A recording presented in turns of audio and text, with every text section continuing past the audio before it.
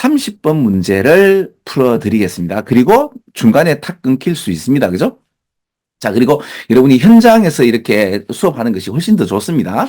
물론 이건 갖다 내가 줄여가지고 에디팅해서 올리면 또 엑기스만 또 뽑아올 수 있도록 이제 예, 유튜브도 있겠죠. 그죠? 바자회, 이게 한국말이 돼버렸습니다. 그죠? 바자이라고 하는 건데, 이거 그냥 전펴놓고 이제 사고 팔고 하는 거라고 보면 됩니다. 뭐, 뜨리미 하면서 파는 거 있잖아요. 그죠? 두 달아에 1,000원 이런 거. 그렇죠. 그죠? 예. 예, 예를 들어, 이런 게 바잘 이코노믹스에서 이제 시장 경제는 뭐를 특징으로 하고 있다? 어떤 분명한 어떤 플렉스블 프라이스 세팅 메커니즘에서 그러니까 두 달아에 1,000원인데 아저씨 10달아에 사면은 그렇죠? 5,000원인데 4,500원 해줘요? 이게 분명한 플렉스블 어떤 유연한 프라이스 세팅 메커니즘을 갖고 있는데 that sits atop 그러니까 이게 sits가 이거 is 대용으로 쓰면 돼요. is atop more enduring ties of shared culture니까 아까 같이 뜨리미 이거는 내가 어때요? 여러분도 내 말 무슨 말인지 알잖아. 쌤, 저는 동네 아저씨가 얘기하는 거 잘 모른대요. 그건 여러분 꼬인 거고, 이 사람아. 그래도 이제 세상 한 15년 이상, 20년 정도 살면은 뜨리미 뭔 말인지 알잖아. shared culture 아이가. 그래서 지금 뭔가 영속적으로 지금 뭔가 묶여 있는 유대감 이런 게 있잖아. 그러니까 여러분 수요 시장이나 금융 시장 이런데 그게 존재하고 있는 어떤 메커니즘이잖아. 근데 이거 내가 지금 설명해서 읽었으니까 이 문장이 이해가지. 이 문장만 읽으면 뭔 말인지 하나도 모르잖아. 그래서 모르겠거든. 이 문제를 읽어봐도 괜찮은데, 어떨 때는 이게 더 어려울 수도 있죠. 그죠? 아, 근데 아까 내가 했던 뭐였다? 어디에 속해져 있는 할 때 뭐 쓴다? belonging을 쓰지. 어디에 속해져 있기 때문에 이걸 갖다가 어떻게 한다? belonged 쓰지 않습니다. 그렇죠? belonging이라고 했죠. 그죠? 여기도 belonging 나오네. 그렇죠? 어디에 대해 속해져 있는이잖아요. 어떤 특정한 이코노미 클래스니까 경제적 어떤 계층에 속해져진 각각의 행위자들은 이제 속해져진이니까 속해져졌기 때문에 나도 모르게 이러고 싶어요. 근데 수동태가 없습니다. 근데 이제 한국말에는 마치 수동태처럼 쓰는 것들이 있죠. 그래서 요것만 골라가지고 문제를 만들면 한국 사람들한테는 상당히 곤욕스럽죠? 요게 탭스죠. 예, 그래 보면 돼요. 그러면 아까도 얘기했듯이 밑에 거 읽는 걸 갖다가 까먹을 수 있죠. 그죠? 그러면 이거부터 읽었을 때 여러분 어이구 어렵다는데 그럼 이거 이자 보세요. 뭐부터 읽으면 된다? 이거부터 읽으면 돼요. 그러니까 이거 읽어볼까요?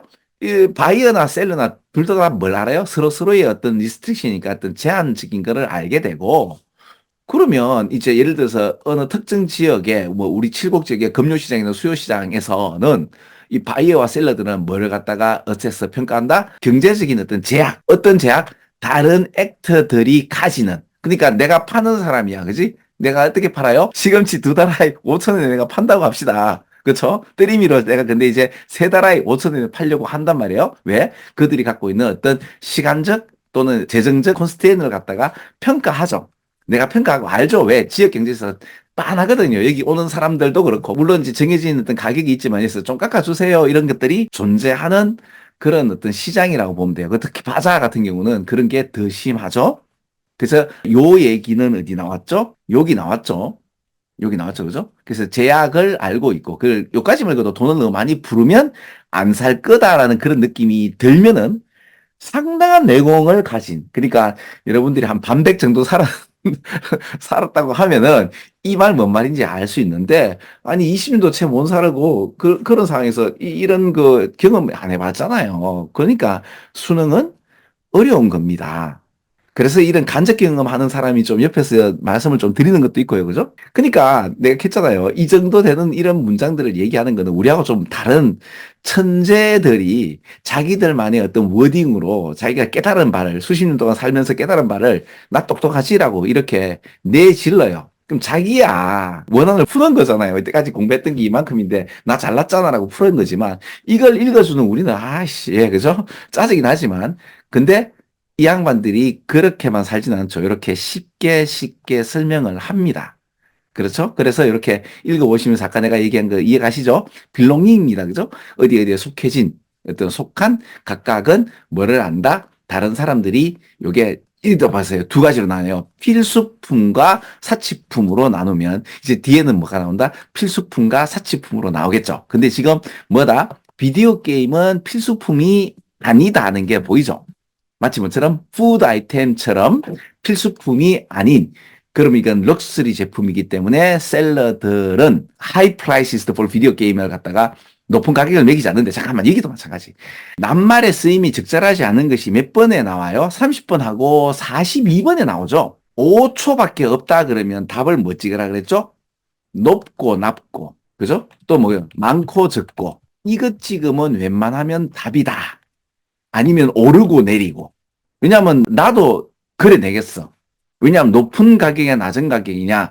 야, 요거 전체 문장을 읽어야지 된다라고 해서 나도 이렇게 문제 내고 싶어 미치겠더라고요.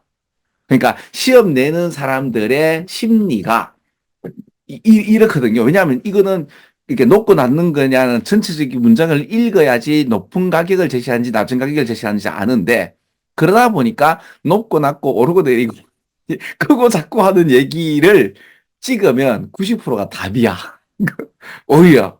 그죠? 그리고 이게 내가 이제 이 얘기를 여러분들한테 애너부터 해왔지만은 수능을 만드는 양반들이 이걸 모르는 것 같아. 자기들이 내는 거, 그죠? 30번의 문제는 일단 이렇게 찍었을 때 이게 없으면 좀 어려운 문장이에요. 그죠?